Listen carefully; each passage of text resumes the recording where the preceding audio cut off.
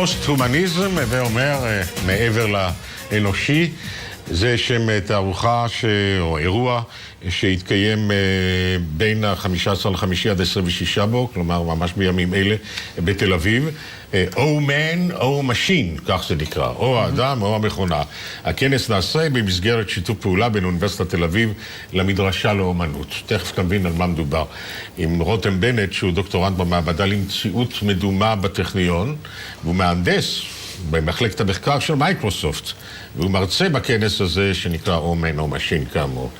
הרבה מדברים על מציאות מדומה, ובין אני חושב מבינים את זה, אתה מרכיב איזה משקפיים, ונדמה לך שנמצא בתור חלל, תלת ממדי, ואתה מזיז יד, ואתה באיזה בובה נוגעת בחפץ, והחפץ מתפוצץ, נניח כך. או אתה טועה באיזו תחושה של אשליה. אבל אתם הולכים הרבה מעבר לזה. נכון. למעשה, במציאות מדומה, ברגע שאתה שם על עצמך את המשקפיים האלה, אז אנחנו יכולים להכניס אותך לדמויות שונות, לזהויות שונות. אבל בסופו של דבר, אתה עדיין תישאר אותו ירון לונדון ששיחק את הדמויות השונות ועכשיו הולך הביתה. ברגע שאנחנו, המחקר שלנו, שזה הדבר שעליו גם ירצאתי בכנס, המחקר שלנו בטכניון, הוא עוסק במעבר של זיכרונות בין המציאות המדומה למציאות הפיזית, ובין זהויות שונות במציאות המדומה. אוקיי? כלומר, אני, לצורך העניין, זיכרון זה מה שמגדיר את העצמי שלי. אני נולדתי בתור, קראו לי רותם כשנולדתי, ומאותו רגע אירועים שונים שקוראים לי במהלך חיי, אני מצרף אותם לדמות הזאת שקוראים לה רותם. וזה מה שגורם לי להרגיש איזשהו עצמי אחד רציף שקוראים לו רותם. וזה מה שמגדיר אותי. ברגע שיש איזשהו פיצול, ורואים את זה באירועים טראומטיים, רואים את זה בכל מיני מקרים פתולוגיים של אנשים עם פיצולי זהויות, שמתחזקים כמה זהויות שונות. ברגע שאני יודע לתחזק כמה סטרימים נפרדים של זיכרון, זה מה שמייצר כמה עצמיים שאתה יכול לחיות כמה אנשים שונים בעצם. כלומר, אם אנחנו יודעים, וזה הדבר שאנחנו חוקרים, להכניס אותך, יום אחד אתה ילד בן 10 מהקיבוץ, ויום אחרי זה אתה גבר בן 40 מלוס אנג'לס, וכשאתה גבר בן 40 מלוס אנג'לס, כל הזיכרונות שהם הכי זמינים לך, ואולי היחידים שזמינים לך, הם של הגבר בן 40 מלוס אנג'לס. וכשאתה ילד בן 10 מהקיבוץ, הזיכרונות שזמינים לך, זה הזיכרונות שלו, זה מה שמייצר לך ממש. הדרך היחידה היא לייצר זיכרונות מקבילים, היא לגנוב אותם מזהויות אחרות. אם זה אתה... אחרת אתה צריך לכתוב אותם. כן, אבל אם זה אתה שחי את הדמויות השונות, ואתה עובר בין הדמויות השונות, ולחילופין חוזר בין הדמות הזאת לדמות האחרת. אתה צריך שיהיה לך מטמון זיכרונות. זאת אומרת, מטמון חוויות. ואת אלה צריך להמציא עבורך. קודם כל אנחנו מסתכלים גם על זה, גם על הדרך לשתול זיכרונות, שיש טכניקות לשתול זיכרונות. תגיד, לכל זהות כזו יש גם זכות הצבעה בקלפי. ברור, יש לך כמה שזה... זאת אומרת, אתה הולך לקלפי, אתה מרביץ 4 פתקים. בדיוק, זה המטרה של המחקר. כן, מה, נניח שאני לא כל כך מבין איך אתה יכול להרכיב על...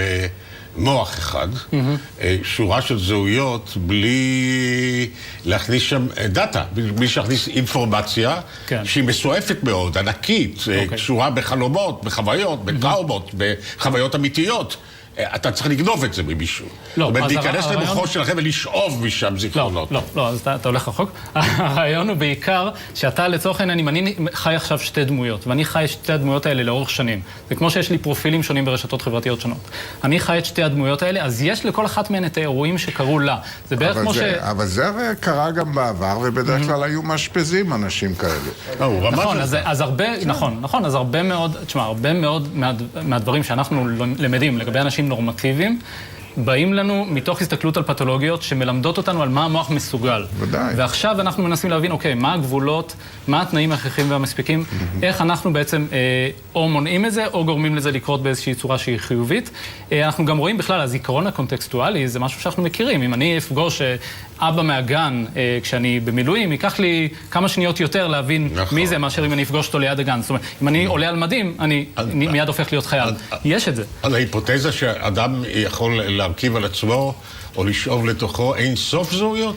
אז כן, אז הרעיון הוא שאתה יכול להיכנס להרבה מאוד זהויות, ויש למעשה, אם אנחנו הולכים לזה עוד צעד קדימה, אז כמה אנשים יכולים להיכנס לזהות אחת. כלומר, אנחנו יכולים, מכיוון שזה עולם וירטואלי, וחשוב כאן להגיד שזה לא סתם כמו להסתכל על מסך. אתה שם את המשקפיים האלה על עצמך, כל מה שאתה רואה זה את העולם הזה, אתה מרים את הראש, מסתכל לצדדים, כל מה שאתה רואה זה את העולם, אתה מסתכל למטה, אתה רואה איזשהו גוף, שהוא לא הגוף שלך, והמוח שלך, בעיקר אם אנחנו נותנים לך תחושה של מגע, שהוא מסונכרן עם מה שאתה רואה, המוח שלך מאמין, זה מה שנקרא presence, מאמין לחלוטין לדבר הזה. אתה יודע, in the back of your mind, שזה לא נכון, אבל... זה לא מסוכן? זאת אומרת, יש דרך חזרה מדבר כזה, אם זה עובד, נגיד?